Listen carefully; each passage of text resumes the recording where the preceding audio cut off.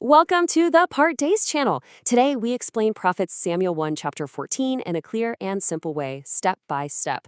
I am so thrilled to guide you through this explainer today, because honestly, this entire narrative, it's an absolute masterclass.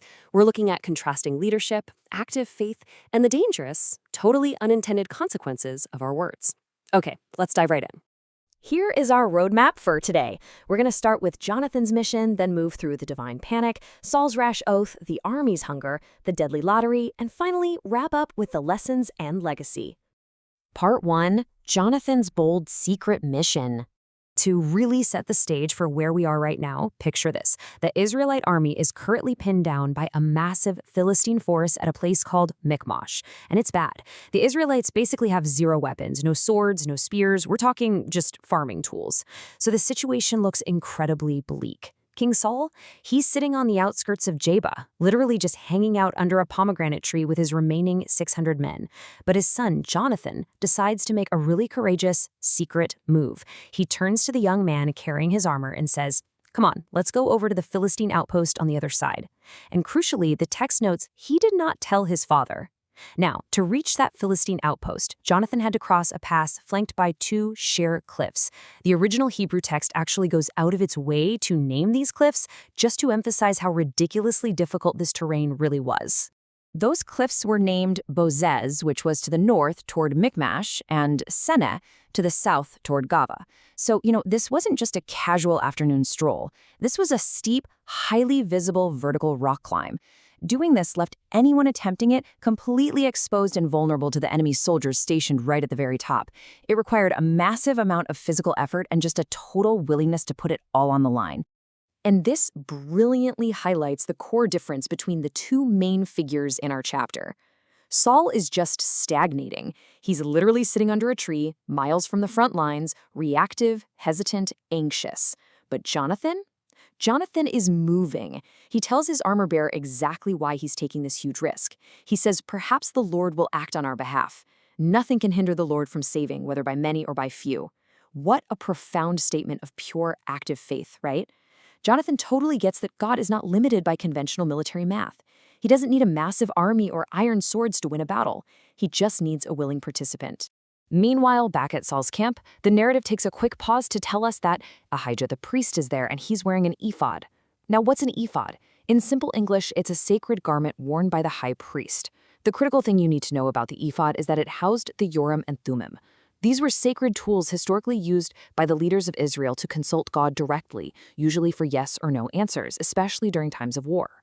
And this little detail, it's deeply ironic. Saul has the official, divinely sanctioned tools to literally speak to God right there next to him, under that pomegranate tree, and yet he just sits there, completely paralyzed. Jonathan doesn't have the ephod, but he acts entirely on his deep, internalized trust in God's power. So as Jonathan and his armor-bearer approach the bottom of this ravine, Jonathan sets up a very specific test of faith to know for sure if God is truly with them. Here's the plan. They're going to step out of hiding and deliberately show themselves to the enemy outpost way up above. If the Philistines look down and say, "Wait there until we come to you," Jonathan determines, okay, we stay put. But if the Philistines say, "Come up to us," Jonathan decides this will be the absolute divine sign that God has handed the enemy over to them. So they step out. The Philistines spot them, totally mock them for crawling out of the holes they've been hiding in, and yell down, "Come up to us and we'll teach you a lesson." Hearing this, Jonathan doesn't even hesitate. He immediately turns to his armor-bearer and says, "Climb up after me. The Lord has given them into the hand of Israel." Part 2. God sends a great panic. So Jonathan and his armor-bearer begin this grueling climb, literally scaling the sheer cliff face using their hands and feet. The second Jonathan reaches the top, the physical fight is on. He starts striking them down, and his armor-bearer is right there behind him, finishing them off.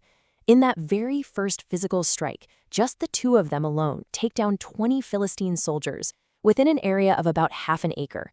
It's just a stunning, intense, localized victory, and it was sparked entirely by Jonathan's bold, completely unexpected initiative.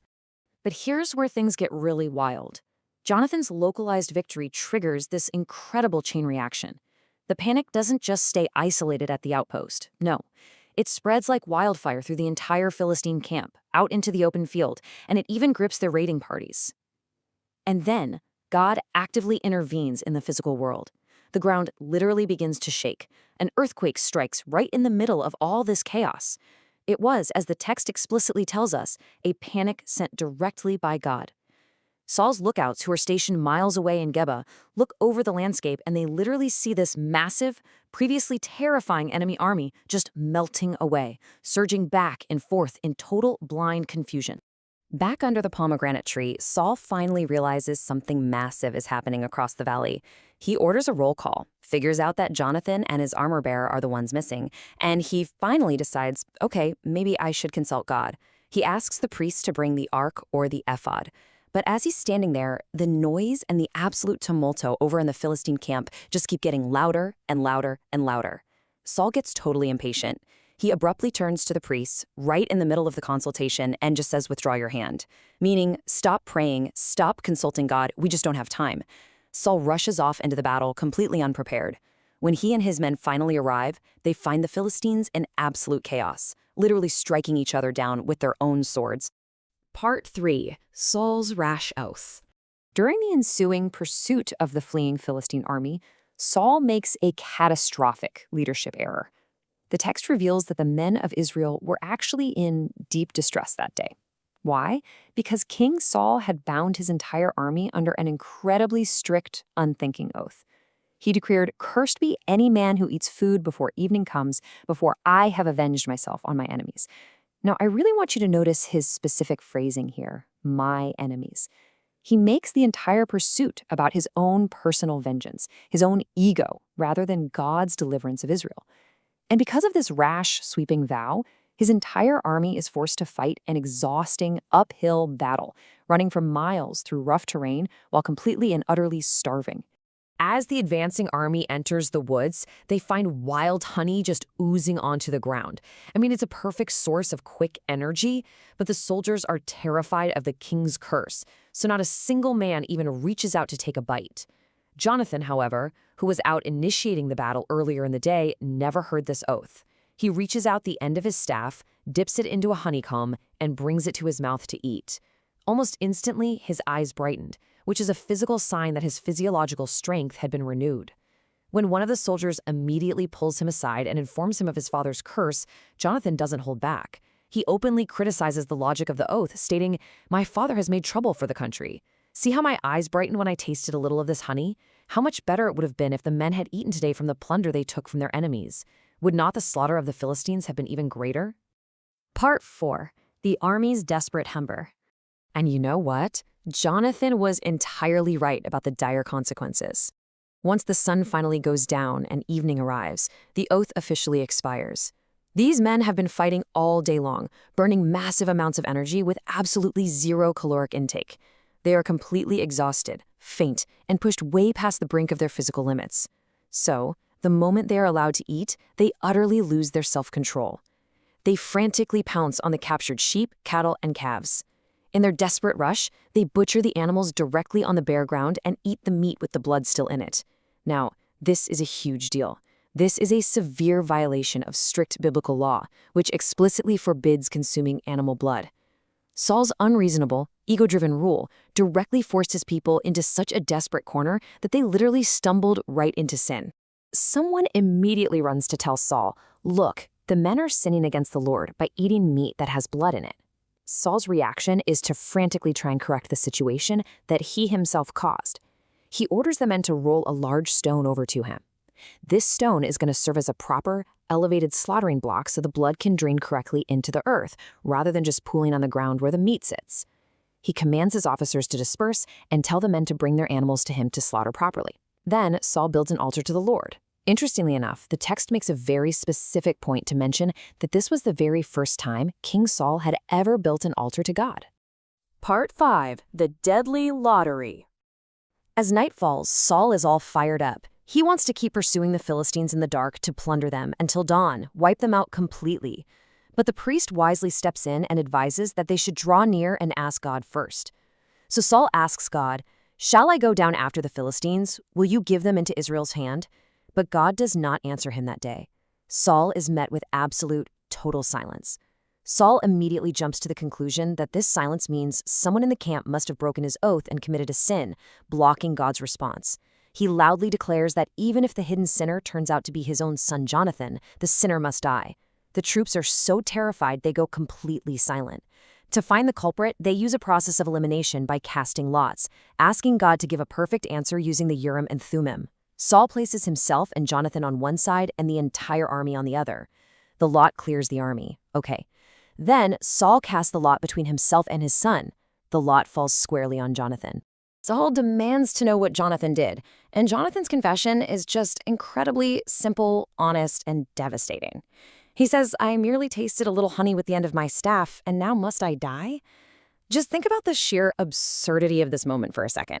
The only person in the entire army who showed actual faith, the very man who single-handedly sparked the entire miraculous victory for Israel that day, is now standing before his father, facing a death sentence simply for eating a drop of honey. And it's entirely because of his father's foolish, prideful oath. Saul, utterly trapped by his own stubborn words and refusing to admit fault, doubles down. He looks at his son and says, "May God deal with me, be it ever so severely, if you do not die, Jonathan." But the army?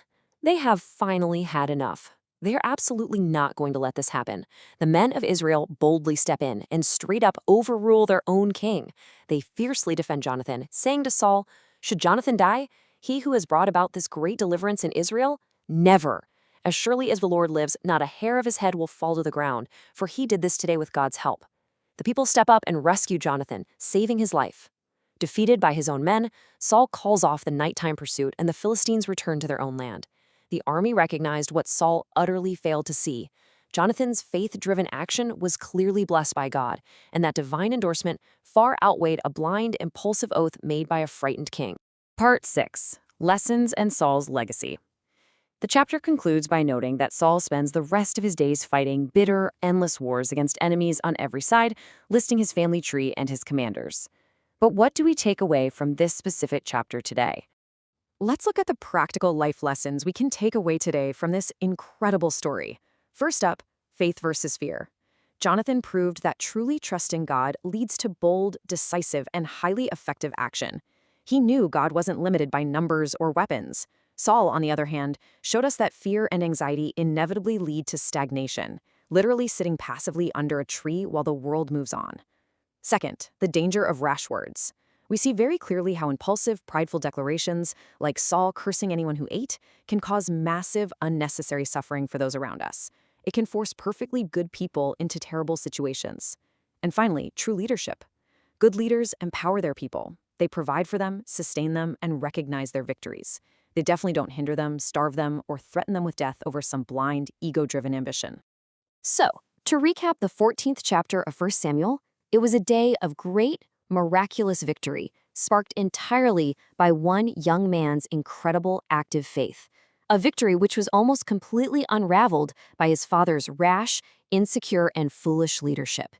It really makes you think, what kind of leader are you in your own life? Are you moving forward in faith, or are you just sitting under the pomegranate tree? Thank you for learning with us. If this helped you understand the chapter better, like, subscribe, and join us for the next chapter.